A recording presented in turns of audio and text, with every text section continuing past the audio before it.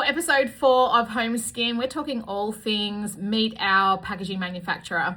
This has been a really fun and interesting journey, one that has taken years and years and years to get to, not just because of what we're finding for skin, but also packaging manufacturers exist for all of the brands. So all of the relationships we've built over the past 4 years have been imperative to where we are right now. And all of that experience and all of that travel and connections and relationship building with these partners have allowed us to get to a place of finding a manufacturer that we haven't used before and one that we've really consciously chosen based on where it's located. To give you a backstory before I take you on the journey of meeting them, we actually have known about this brand Holme for a very long time. They're one of the biggest in packaging manufacturing for cosmetics. We actually ran into them in their stall at Hong Kong late last year, and we were able to connect with the actual owners who are based in Malta, and they've got factories all over the world. It was really great. It was like a really perfect meet cute. We hadn't really connected with them until that point, and we've only met some of the team. It was there that they got really excited about home beauty, and they personally invited us. We told them about Home Skin and how we were manufacturing in Korea.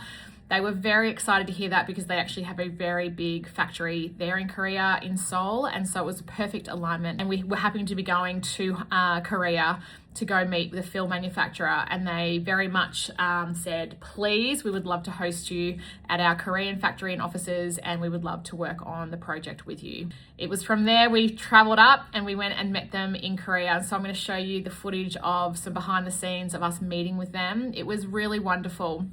Not only is it a family-owned operation, the owners are really embedded in the business and they really love being a part of it, and they love founders because founders bring a very different energy to big corporate cosmetic brands.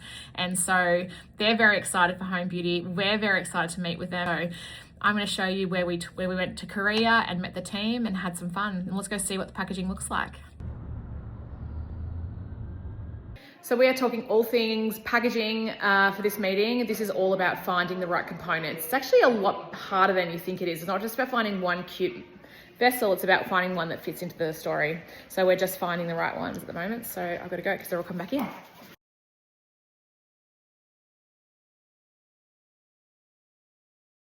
So we are now at one of the factories, so we're just going to be having a look. Every time we work with a new partner, it's all about meeting with them in their head office, but then going and working with their facilities and meeting their staff, checking out all of their operations, their ethics, sustainability, all of the things. So a big part of that is seeing the back end.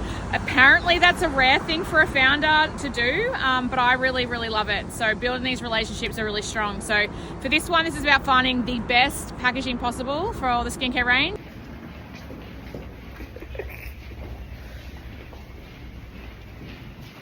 No one looks good doing this.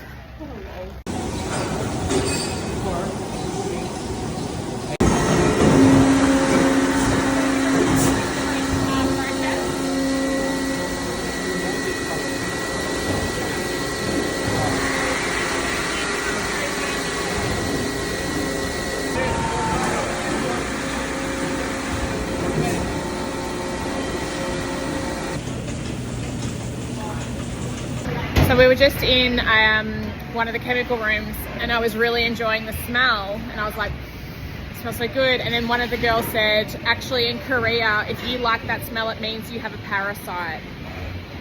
I was like, excuse me.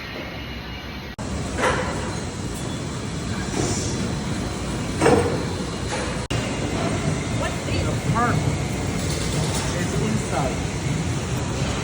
You know, it's really hard in those moments when you're in the factories to be able to know what content to create, because I am there for business, and I'm there normally with cosmetic brands. There's 10, 20 people who are doing that site visit to go and ask the questions, and there's quality control, quality assurance, safety, OH&S, and all of the things, and so many people making decisions and asking the right questions. And right now, where we are in the phase of home beauty, it's me, myself, and I had Penny there with me, and that was the first trip she had come on for home beauty to meet the manufacturers. So she's in that absorbing phase of understanding. I have done many factory tour by now, so for me there are lots of questions that I ask more after I've been there. It just gives me time to think about it and just to formulate what questions I want to ask.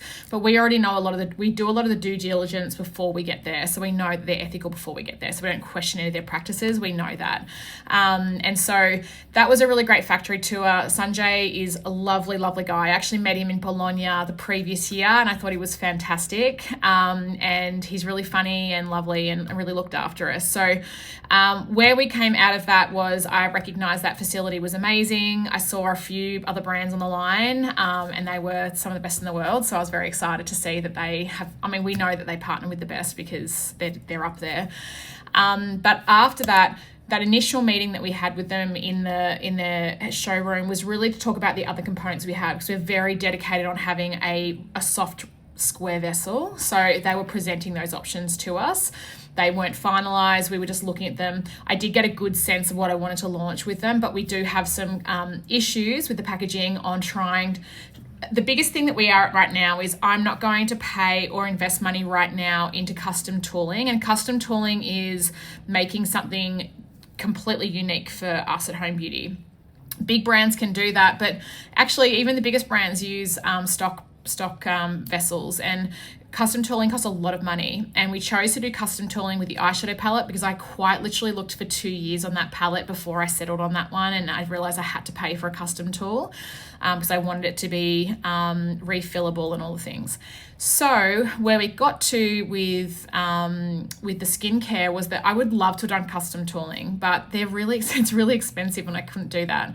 So it's about figuring out with my vision on what does the packaging need to look like, paired with the artwork of the vessel, and then with the fill of the formula, what it's going to look like at the end. And I've got a good vision for it. I can see it come together. So I know I trust each part of the process. So while we were there, I definitely saw some things that I liked, but we were questioning whether we could do what we wanted to without having to custom tool any componentry. We might have to tool one, which is this the cleanser, because the foam cap wasn't fitting on the square vessel. So we might have to custom tool that. We're still working on that one. So after this trip, we knew that we loved the team, we loved the brand, we loved their ethics and their production methods, and so we pretty much locked that in. And so the next step of this was to go and speak to our fill manufacturer to see whether or not they would partner with them to work on this project with us and them together. So it was a really great trip. We really loved it. Now the next step in the packaging is to work specifically with a graphic designer to get the artwork looking really great, and that will be an episode coming up on the overall vision of what this is going to look like when it gets to you in that box looking all beautiful. So thanks for joining me for episode 4 of the Home Skin vlog, and I can't wait to see you for episode 5.